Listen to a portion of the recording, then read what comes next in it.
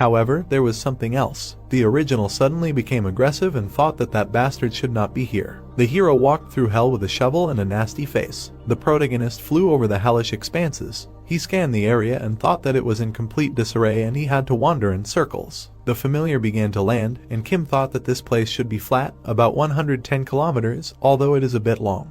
The designer was flying with a shovel on his shoulder and thought about not eating and not resting. And then he came to his senses and thought about 30,000 demons who can neither eat nor rest, and soon he will be able to finish. He used scanning, walking along the terrain, and thought about checking if there is dangerous land. But then something small touched his cheek. Kim's face was crushed by Lloyd's blow. The protagonist flew away from the blow to the side, and then he fell to the ground holding his cheek. The aristocrat immediately jumped up from the ground and with wild aggression asked about what kind of nonsense was going on. But then the soul poked him in the eyes with its feet. When the hero leaned back holding his eyes and screaming, the soul began to hit him in the stomach. But then Peepadong stopped him by grabbing his shoulder. The hamster hit him in the stomach with all his might with his fist, throwing him back. Afterwards, the phantom started to pull him by the hair, and the original started to curse and kick. Then the rodent threw him to Baibong. Then the hero came up to him and made a terrible face again, and asked what kind of creature it was. Looking at Kim, Lloyd thought about how scary he was. Looking at the spirit, he thought exactly the same.